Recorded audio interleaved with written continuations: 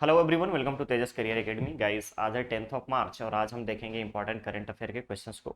लेकिन आगे बढ़ने से पहले मैं आपको बताना चाहूँगा कि अगर आपने अभी तक चैनल को सब्सक्राइब नहीं किया है तो चैनल को सब्सक्राइब करें, वीडियो को लाइक शेयर जरूर करें। चलिए शुरुआत करते हैं आज के इस सेशन का। तो गाइस, सबसे पहले हम यहाँ पे क्वेश्चंस देखेंगे। जो पहला क्वेश्चन रखा गया है वो है छत्तीसगढ़ राज्य के कृषकों के हेतु, यानी कि कृषकों के लिए। ठीक है, ध्यान से देखिएगा। छत्तीसगढ़ राज्य के कृषकों हेतु राजीव गांधी किसान न्याय योजना। राजीव गांधी किसान न्याय योजना दो तरीके की योजना होती है। एक है आपकी राजीव गांधी किसान न्याय योजना और दूसरा है राजीव गांधी ग्रामीण भूमिहीन किसान योजना। ध्यान रखिएगा, ग्रामीण भूमिहीन मजदूर न्याय योजना। ग्रामीण भूमिहीन भूमिहीन मजदूर न्याय योजना। ध्यान रखिएगा, मजदूर न्याय योजना। इन दोनों के बारे में अभी हम बात करने वाले हैं आपसे। तो पहला क्वेश्चन है कि राजीव गांधी किसान न्याय योजना के तहत कितनी राशि स्वीकृत की गई है, यानी कि किसानों के लिए कितनी राशि स्वीकृत हुई है। तो बजट आप सभी को पता होगा पेश हुआ है। तो छत्तीसगढ़ को धान का कटोरा कहा जाता है और इसे धान के कटोरे के रूप में सच में विकसित करने के लिए, वैसे तो सबसे ज्यादा चावल का उत्पादन और धान के उत्पादन के बारे में बात करें तो कहाँ होता है, वेस्ट बंगाल में। तो छत्तीसगढ़ को धान का कटोरा कहा जाता है, लेकिन छत्तीसगढ़ के धान के कटोरे के रूप में सर्वाधिक विकसित करने के लिए, यानी वेस्ट बंगाल से भी आगे बढ़ने के लिए राज्य सरकार द्वारा राजीव गांधी किसान न्याय योजना के तहत 6800 करोड़ रुपए प्रस्तावित किए गए हैं। ध्यान रखिएगा, 6800 करोड़ रुपए प्रस्तावित किए गए हैं किसान न्याय योजना के तहत। यानी लोगों को जब आप ऋण देंगे, जब आप लोगों को फसल ऋण देंगे, फसल बीमा योजना देंगे, तो इनसे क्या होगा कि जितने भी किसान हैं वो थोड़ा सा बढ़ चढ़ के हिस्सा लगेंगे। नहीं तो जनरली क्या होता है, फसल खराब होने की वजह से कोई भी किसान रिस्क लेने को तैयार नहीं होता है जल्दी। क्लियर रहेगा। तो यहाँ पे क्वेश्चन में पूछा गया है कि राजीव गांधी किसान न्याय योजना के तहत कितने रुपए का प्रावधान रखा गया है। तो प्रावधान रखा गया है 6800 करोड़ रुपए का बजट में। ठीक है। दूसरी चीज की अभी तक ग्रामीण भूमिहीन मजदूर न्याय योजना, राजीव गांधी ग्रामीण भूमिहीन मजदूर न्याय योजना का जो कवरेज क्षेत्र था वो था सिर्फ आपका ग्रामीण इलाका, बट अब इसको बढ़ा करके कर दिया जाएगा नगर पंचायत तक। ये याद रखना है आपको कि ग्रामीण भूमिहीन मजदूर न्याय योजना को नगर पंचायत स्तर तक बढ़ाया गया है। ठीक है, विस्तृत किया गया है। ठीक है, इसका विस्तार कहां तक किया गया है, नगर पंचायत स्तर तक। क्लियर रहेगा। तो यहां पे करेक्ट ऑप्शन बन जाएगा आपका ए, दैट इज 6800 करोड़ रुपीज। ठीक है, क्लियर रहेगा। चलिए नेक्स्ट क्वेश्चन है, बजट 2023-24 के तहत छत्तीसगढ़ के शिक्षित बेरोजगारों के लिए बेरोजगारी भत्ता हेतु कितने रुपए की राशि का प्रावधान किया गया है। यानी एक मुश्त राशि कोई जमा की गई होगी, यानी कुछ ऐसे पैसे होंगे जिसको सेपरेट करके रखा गया होगा कि हम राज्य के शिक्षित बेरोजगारों को इस पैसे को देने वाले हैं। तो आप सभी को यहाँ पर ध्यान देना होगा कि शिक्षित बेरोजगारों को बेरोजगारी भत्ता के लिए, ध्यान रखिएगा, छत्तीसगढ़ शिक्षित बेरोजगार भत्ता योजना चलाई जा रही है और इस योजना के तहत छत्तीसगढ़ में जितने भी बेरोजगार हैं उन सभी के लिए 250 करोड़ रुपए का प्रावधान किया गया है। ध्यान रखिएगा, 250 करोड़ रुपए का प्रावधान किया गया है। क्लियर रहेगा।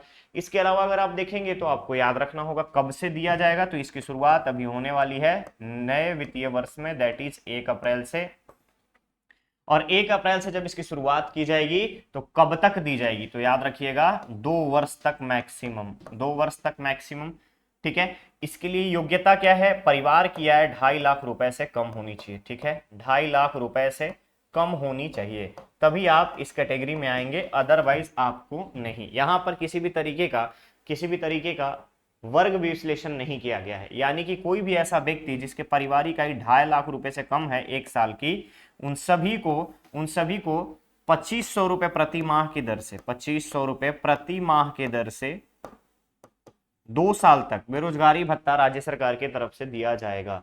तो यहाँ पे करेक्ट ऑप्शन क्या हो जाएगा, करेक्ट ऑप्शन हो जाएगा आपका 250 करोड़, 250 करोड़ रुपए किसके लिए, बेरोजगारी भत्ता के लिए रखा गया है। ठीक है, वित्तीय वर्ष 2023-24 के लिए। अगला क्वेश्चन है, किस योजना के तहत राज्य के तीर्थयात्रियों के लिए दूसरे राज्यों के तीर्थ स्थानों पर छत्तीसगढ़ जन निवास भवन का निर्माण किया जाएगा। यानी कि इस योजना के तहत राज्य के तीर्थयात्रियों के लिए, यानी कि छत्तीसगढ़ के तीर्थयात्री सपोज देवभूमि उत्तराखंड में जाते हैं, सपोज गया में जाते हैं, जैसे पितृपक्ष होता है तो गया में जाते हैं पितृपक्ष में। इसके अलावा जैसे हम मान लिए यहाँ से लोग खाटू श्याम जाते हैं, तो अलग अलग तीर्थ स्थानों पे, अलग अलग राज्यों के अलग अलग तीर्थ स्थानों पे छत्तीसगढ़ जन निवास भवन का निर्माण कराया जाएगा। और इस योजना का क्या नाम दिया गया है, क्वेश्चन में यही पूछा जा रहा है। तो योजना का नाम दिया गया है छत्तीसगढ़ कल्चर कनेक्ट। ध्यान रखना है आपको, क्या नाम दिया गया है, छत्तीसगढ़ कल्चर कनेक्ट। ठीक है, कल्चर कनेक्ट। तो छत्तीसगढ़ कल्चर कनेक्ट के माध्यम से, छत्तीसगढ़ कल्चर कनेक्ट के माध्यम से अन्य राज्यों में, अन्य राज्यों के तीर्थ स्थानों पे छत्तीसगढ़ के लोगों के लिए, तीर्थयात्रियों के लिए जो वहां पे तीर्थाटन के लिए जाएंगे, उन सब के लिए रहने के लिए सुविधा देने के लिए, यानी रहवास सुविधा, याद रखिएगा आप, रहवास सुविधा प्रोवाइड करने के लिए। जैसे कहीं आप जाते होंगे तो देखे होंगे जैन भवन लिखा रहता है, कहीं पे लिखा होगा आपको महाराष्ट्र मंडल, कहीं पे लिखा होगा भारत सेवाश्रम संघ, ऐसे आप वहां पर देखेंगे। तो इसी तरीके से छत्तीसगढ़ जन निवास भवन का निर्माण कराया जाएगा रहवास सुविधाओं के लिए, और उसके लिए अगर हम बात करें तो छत्तीसगढ़ कल्चर कनेक्ट योजना चलाई जाएगी, यानी कि CG culture connect. Correct option हो जाएगा यहां पर आपका सी। क्लियर है, क्लियर है। चलिए अगला क्वेश्चन है यहाँ पे, प्रदेश के आर्थिक रूप से कमजोर वर्ग के प्रतिभाशाली छात्रों के लिए, यानी कि ईडब्ल्यूएस मेरिटोरियस स्टूडेंट्स के लिए, मेरिटोरियस स्टूडेंट्स के लिए, मेरिटोरियस स्टूडेंट्स के लिए,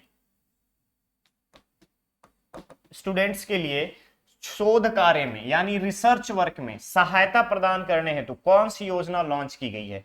यानी कि कोई भी ऐसा ईडब्ल्यूएस कैटेगरी का स्टूडेंट, यानी कि आर्थिक रूप से कमजोर विद्यार्थी जो शोध में रुचि रखता है लेकिन उसको सहायता नहीं मिल पाती है, फाइनेंशियल असिस्टेंस नहीं मिल पाता है, इस वजह से वो अपना आगे का रिसर्च रोक देता है, और उन सभी को कंटिन्यू करने के लिए, सहायता प्रदान करने के लिए ईडब्ल्यूएस मेरिटोरियस स्टूडेंट्स के लिए हाल ही में इस बजट में, यानी कि 2023-24 के बजट में राज्य research, state research fellowship programme, state research fellowship programme चलाया जाएगा, लॉन्च किया गया है। ध्यान रखिएगा, फेलोशिप प्रोग्राम लॉन्च किया गया है।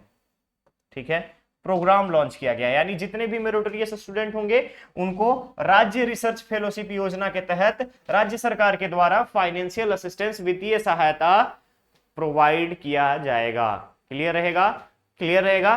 तो स्टेट रिसर्च फेलोशिप प्रोग्राम जो है, यानी कि राज्य रिसर्च फेलोशिप योजना जो है, किसके लिए होगा, आर्थिक रूप से कमजोर वर्ग के प्रतिभाशाली छात्रों के शोध कार्य में सहायता देने हेतु। तो करेक्ट ऑप्शन यहां पर क्या बन जाएगा, करेक्ट ऑप्शन बन जाएगा आपका डी, राज्य रिसर्च फेलोशिप प्रोग्राम।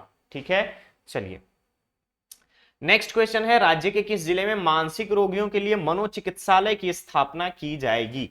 तो राज्य के किस जिले में मानसिक रोगियों के लिए, ध्यान से देखिएगा यहाँ पे, मानसिक रोगियों की संख्या अगर हम देखें, मानसिक रोगियों के बारे में अगर हम बात करें छत्तीसगढ़ में, तो मानसिक रोगियों में छत्तीसगढ़ का टोटल परसेंटेज 22% है, यानी 22% है छत्तीसगढ़ के पिछले वर्ष के डेटा के अकॉर्डिंग। ठीक है, पिछले वर्ष के डेटा के अकॉर्डिंग छत्तीसगढ़ में मानसिक रोग से पीड़ित जो जनसंख्या है टोटल 22% है मानसिक रोगों से। ठीक है, अब मानसिक रोगों के लिए यहां पर मनोचिकित्सालय की स्थापना की जाएगी। तो पहले से जो है उनको आप छोड़ दीजिए, जो रिमेनिंग नए कितने स्थापित की जाएगी उसके बारे में बात करते हैं।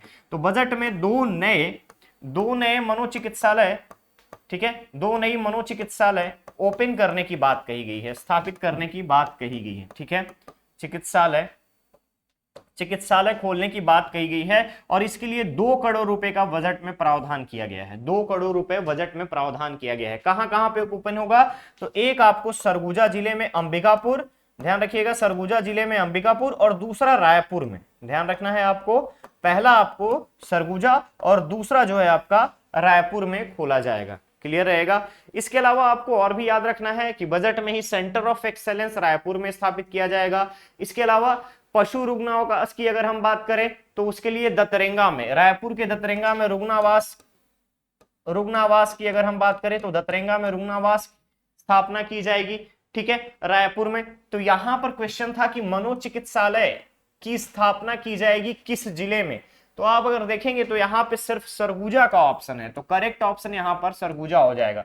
वही अगर किन किन जिलों में होता तो आपको सरगुजा और रायपुर दोनों कंसिडर करना होता, ठीक है। कहीं पे अंबिकापुर और रायपुर रहेगा तो भी आप उसको कंसिडर कर सकते हैं। तो करेक्ट ऑप्शन क्या बन गया, करेक्ट ऑप्शन बन गया यहाँ पर आपका ए।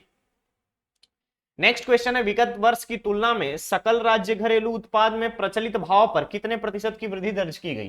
तो विगत वर्ष की तुलना में सकल राज्य घरेलू उत्पाद में प्रचलित भाव पर, ठीक है, ध्यान रखेंगे, प्रचलित भाव पर कितने प्रतिशत की वृद्धि दर्ज की गई है। तो याद रखिएगा ये पिछले वर्ष कितना था, पिछले वर्ष 8% था। ध्यान रखिएगा पिछले वर्ष कितना था, पिछले वर्ष का जो इकोनॉमिक रिपोर्ट आया 2022-23 का, उसके आधार पे अगर हम आपको बात करें तो 8% था। बट 2023-24 की अगर हम बात करते हैं तो वृद्धि जो है प्रचलित भाव पे 11.23% है। ध्यान रखिएगा 11.23% है, ठीक है। साथ ही साथ स्टेट जीडीपी की अगर हम बात करें तो स्टेट जीडीपी अपने भारत के जीडीपी से 1% आगे है। एग्रीकल्चर की बात करें तो एग्रीकल्चर में भी हम आगे हैं इंडिया के लेवल पे। फिर अगर आप सर्विस सेक्टर में देखेंगे तो अप्रोक्सीमेटली हम सेम है, 7.21 पे हैं और इंडिया का 7.14% पे है। तो ये सारी चीजें कंपेरेटिव आप यहां पर स्टडी आपको कर लेना जरूरी रहेगा, ठीक है, ये चीज याद रहेगा। अब एसजीडीपी की बात करें, प्रचलित भावों पे एसजीडीपी कितना रहा था, कितना रहा था इस बार। तो एसजीडीपी इस बार यानी कि 2023-24 के लिए अगर हम बात करें प्रचलित भाव पे एसजीडीपी में अगर आप देखिएगा तो टोटल अमाउंट की अगर बात करता है तो यह है आपका 509, ध्यान रखेंगे 5 लाख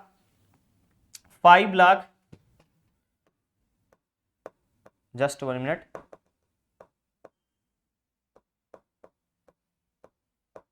ठीक है, 5,08,493 करोड़, ठीक है, विजिबल है, विजिबल है, 5,08,493 करोड़ रुपीस था। अब पिछले वर्ष के बारे में बात करें यानी कि 22-23 में कितना रहा था।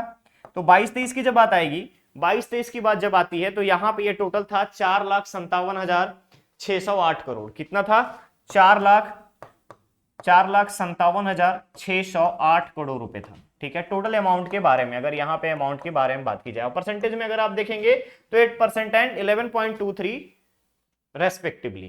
क्लियर रहेगा, क्लियर रहेगा इतना चीज।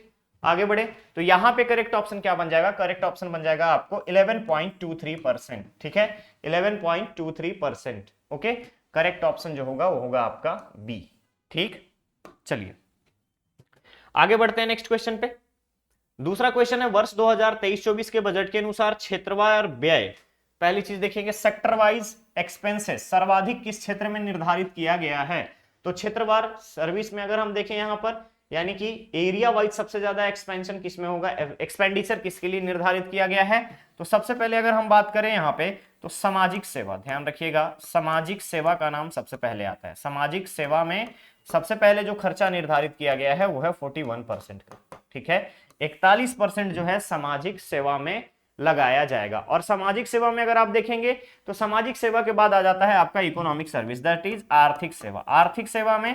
आर्थिक सेवा में 36% खर्चा किया जाएगा, ठीक है, कितना 36%। आर्थिक सेवा जो हो जाएगी आपकी कितनी हो जाएगी, आर्थिक सेवा इकोनॉमिक सर्विसेज के लिए ये हो जाएगा आपका 36%। आर्थिक सेवा के बाद अगर हम बात करें जनरलाइज्ड सर्विसेज में यानी सामान्य सेवाओं के लिए हमारा जो रहेगा वो रहेगा 23%, ठीक है, 23%। क्लियर है। अब इन सभी में अगर आप देखेंगे सामाजिक सेवा का 41%, तो सामाजिक सेवा में जैसे ही आप कैटेगरी वाइज जाएंगे लाइक एससी में 12% का, ठीक है, एसटी की अगर हम बात करें, ओबीसी की बात करें, यूआर की बात करें, ठीक है, तो यहां पर अगर आप देखिएगा, यहां पर अगर आप देखेंगे तो ये हो जाता है आपका टोटल, ये आपका टोटल हो जाता है 33%। एसटी के लिए 33%, ओबीसी और यूआर के लिए टोटल 55%। सामाजिक सेवा में जो 41% का कंट्रीब्यूशन है वो एससी के लिए 12%, एसटी के लिए 33%, ओबीसी और जनरल दोनों को मिलाकर के 55% की यहां पर खर्च की जाएंगी। क्लियर रहेगा। तो सामाजिक सेवा का सबसे ज्यादा परसेंटेज विस्तार है यानी कि 41% पैसे जो है खर्च किए जाएंगे सामाजिक सेवा में। आर्थिक सेवा की बात करूं 36%, सामान्य सेवा के लिए 23%। क्लियर रहेगा, तो करेक्ट ऑप्शन यहां पर क्या बनेगा, करेक्ट ऑप्शन बन जाएगा आपका सामाजिक सेवा, दैट इज सोशल सर्विसेज में सबसे ज्यादा यहां पर खर्च किए जाएंगे। अभी हम यहां पे सिर्फ सेवा की बात कर रहे हैं, नेक्स्ट में हम विभाग के बारे में देखेंगे, ठीक है। चलिए, तो अगला क्वेश्चन है यहाँ पे, राज्य सरकार द्वारा 2023-24 के बजट में सर्वाधिक व्यय किस विभाग पर प्रस्तावित है। तो ध्यान से देखिएगा, विभाग की अगर हम बात करें तो 23-24 के बजट में सर्वाधिक व्यय जो होगा वो होगा स्कूली शिक्षा पे। ध्यान रखिएगा, सबसे ज्यादा किस में खर्च किया जाएगा, स्कूली शिक्षा पे। टोटल अमाउंट कितना रखा गया उसके लिए बजट में, तो उसके लिए टोटल अमाउंट जो है बजट का 19,489 करोड़ रखा गया है। यानी स्कूल एजुकेशन की बात करें, स्कूली शिक्षा की बात करें, स्कूल एजुकेशन, तो स्कूल एजुकेशन के लिए टोटल अमाउंट जो है 489 करोड़, 19,489 करोड़ रुपए स्कूल एजुकेशन पे खर्च किए जाएंगे। स्कूल एजुकेशन के बाद अगर आप देखिएगा तो इसके बाद आ जाता है आपका पंचायत और ग्रामीण विकास के लिए, क्योंकि इस साल की जो आपकी बजट है वो ग्रामीण अर्थव्यवस्था पर ही आधारित है। तो ग्रामीण विकास में 10,329 करोड़ रुपए जो है आपका व्यय किया जाएगा, ठीक है। तो ग्रामीण विकास यानी कि रूरल डेवलपमेंट और पंचायती राज के लिए, ठीक है, रूरल डेवलपमेंट पंचायती राज के लिए, इन सभी में अगर आप देखेंगे तो 10,329 करोड़ रुपए इसके लिए आवंटित किए गए। कितना, 10,329 करोड़, क्लियर रहेगा। तो रूरल डेवलपमेंट पंचायती राज 10,329 करोड़। सेम अगर ऐसे ही आगे बढ़ेंगे तो खाद्य एवं नागरिक आपूर्ति की बात करते हैं तो 6,464 करोड़ का, यानी कि अगर food and civil supply 6,464 crore रुपए, ठीक है। एफसीएस के लिए यानी फूड एंड सिविल सप्लाई के लिए 6,464 करोड़ रुपए की रखी गई है। एग्रीकल्चर की बात करें 10,070 करोड़, ठीक है। एग्रीकल्चर की बात करें यानी कृषि के लिए 10,070 करोड़, ठीक है, 10,070 करोड़। ऐसे ही अलग अलग डिपार्टमेंट में अगर आप देखेंगे, जैसे भवन निर्माण की अगर हम आपसे बात करें तो भवन निर्माण के लिए टोटल अगर आप देखिएगा पीडब्ल्यूडी में तो 7,652 करोड़ रुपए का रखा गया है। पीडब्ल्यूडी यानी पब्लिक वर्क्स डिपार्टमेंट के लिए 7,652 करोड़ रुपए, ठीक है, 7,652 करोड़ रुपए।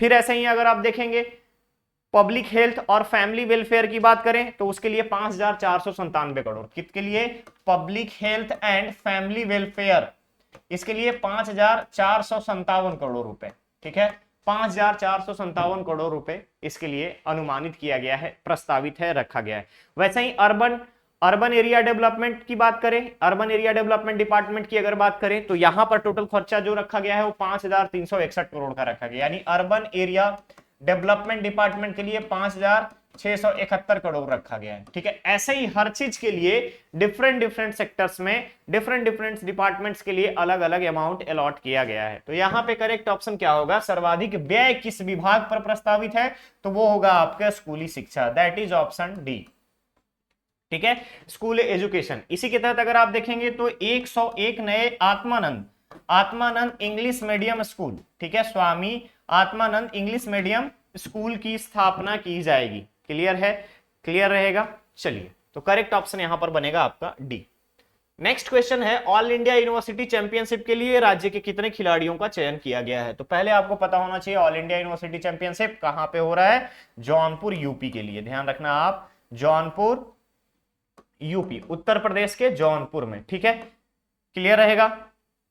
छत्तीसगढ़ से कितने खिलाड़ियों का, तो याद रखना है किक बॉक्सिंग के लिए, याद रखना है आपको, किक बॉक्सिंग के लिए छत्तीसगढ़ में सबसे फेमस डिस्ट्रिक्ट कौन सा है, कोरबा। तो कोरबा से ही 2 खिलाड़ियों का चयन किया गया है, 2 खिलाड़ियों का चयन किया गया है, जिसमें से एक है अदिति सिंह और दूसरी है लोकिता चौहान। तो किक बॉक्सिंग के लिए कोरबा को गढ़ माना जाता है छत्तीसगढ़ में, और टोटल 2 खिलाड़ियों का चयन किया गया है, जो कि अटल बिहारी वाजपेयी यूनिवर्सिटी बिलासपुर को रिप्रेजेंट करेगी, ठीक है, क्लियर रहेगा। करेक्ट ऑप्शन क्या बनेगा, करेक्ट ऑप्शन बन जाएगा यहां पर 2, दैट इज ए। 2 खिलाड़ियों का चयन, क्या नाम है उनका, अदिति सिंह और लोकिता चौहान, क्या नाम है, लोकिता चौहान। इन दोनों का किक बॉक्सिंग के लिए अटल बिहारी वाजपेयी यूनिवर्सिटी बिलासपुर के रिप्रेजेंटेटिव के रूप में राष्ट्रीय स्तर के यूनिवर्सिटी चैंपियनशिप के लिए चयन किया गया है। करेक्ट ऑप्शन बन जाएगा आपका 2। आगे है, राज्य के किस महिला को छत्तीसगढ़ महतारी सम्मान से सम्मानित किया गया है? तो छत्तीसगढ़ महिला की बात कर रही है यहाँ पे, छत्तीसगढ़ महतारी सम्मान। तो याद रखना है कि अभी हाल ही में अंतरराष्ट्रीय महिला दिवस के उपलक्ष्य में एक कार्यक्रम का आयोजन हुआ था रायपुर में, और इसी में छत्तीसगढ़ की बस्तर की रहने वाली, ध्यान रखना है आपको, बस्तर की रहने वाली, बस्तर में गांव का नाम माझीपाल, याद रखना है आपको, माझीपाल गांव की उर्मिला नाग पर्णिकर को, ध्यान रखना है आपको, उर्मिला नाग पर्णिकर जी को छत्तीसगढ़ महतारी सम्मान से सम्मानित किया गया है। किस लिए? तो याद रखना है, बस्तर की संस्कृति को बढ़ावा देने के लिए, ठीक है, बस्तर की संस्कृति की बढ़ावा देने के लिए क्या काम करती है? तो आमचो लाडी के नाम से होम स्टे चलाती है, आमचो लाडी के नाम से होम स्टे चलाती है, ठीक है। इसके अलावा छत्तीसगढ़ के बस्तर के संभाग का अगर हम बात करें, बस्तर संभाग व्यंजन को अंतरराष्ट्रीय स्तर पर, ठीक है, ग्लोबल अगर हम बात करें, वैश्विक स्तर पर इसने एक नई पहचान दिलवाई है, वैश्विक स्तर पर, ठीक है। जितने भी पर्यटन बस्तर जाते हैं उनको होम स्टे फैसिलिटी प्रोवाइड करती है, और व्यंजन को वैश्विक स्तर पे, जो कि इंटरनेशनल सेफ गॉर्डन रामसे, ठीक है, याद रखिएगा, गॉर्डन रामसे ने इनके बारे में कहा है, इंटरनेशनल सेफ गॉर्डन रामसे ने बस्तर संभाग के व्यंजन के बारे में बताया है, और इस बस्तर संभाग के व्यंजन बनाई किसने है? उर्मिला नाग पर्णिकर ने, ठीक है। अंतरराष्ट्रीय महिला दिवस के उपलक्ष्य में इनको सम्मानित किया गया, सम्मान का नाम है छत्तीसगढ़ महतारी सम्मान। क्लियर रहेगा, करेक्ट ऑप्शन बन जाएगा यहां पर आपका बी, ठीक है। तो आज के सेशन में बस इतना ही। अब बारी आपके स्टूडेंट धर्म की। स्टूडेंट धर्म का आज का क्वेश्चन जो है वो है, राज्य के किन दो शहरों के बीच दूसरी वंदे भारत ट्रेन चलाई जाएगी? छत्तीसगढ़ के कॉन्टेक्स्ट में आप हमें बताएंगे कि छत्तीसगढ़ में किन दो शहरों के बीच दूसरी वंदे भारत एक्सप्रेस ट्रेन चलाई जाएगी, ठीक है। इसका आंसर आपको कमेंट बॉक्स में कमेंट करके देना है। और साथ ही साथ लास्ट लेक्चर में मैंने आपसे पूछा था कि ट्रांसजेंडर के शिक्षण, प्रशिक्षण एवं रोजगार हेतु कौन सा योजना लॉन्च किया गया है? तो याद रखना है आपको, नवा पिलहर। किसी का भी वहां पर कमेंट नहीं आया था, ठीक है। नवा पिलहर करके यहां पर योजना चलाई जा रही है स्टेट के ट्रांसजेंडर्स के लिए। क्लियर रहेगा? तो गाइस मिलते हैं बहुत ही जल्द हम लोग नेक्स्ट और नए सेशन में। होप सो आप सभी की पढ़ाई और प्रिपरेशन बहुत अच्छे से चल रही होगी। अब बात आपकी सिलेक्शन के फोकस के ऊपर रखिएगा, कि मतलब इसी बात पे रखना है कि आपका सिलेक्शन कैसे हो, ठीक है। कितनी मेहनत करनी है, कैसे टाइम को अलॉट करना है। सबसे पहले तो आप 24 आवर्स को 8+8+8 में डिवाइड कर लीजिए, और उस 8 में क्या इंपॉर्टेंट है उसको प्रायोरिटी दीजिए, ठीक है। हमेशा प्रायोरिटी को प्रायोरिटी देने के बाद ही प्रायोरिटी भी आपको प्रायोरिटाइज करती है, इस चीज को आप याद रखिएगा। चलिए, थैंक यू सो मच।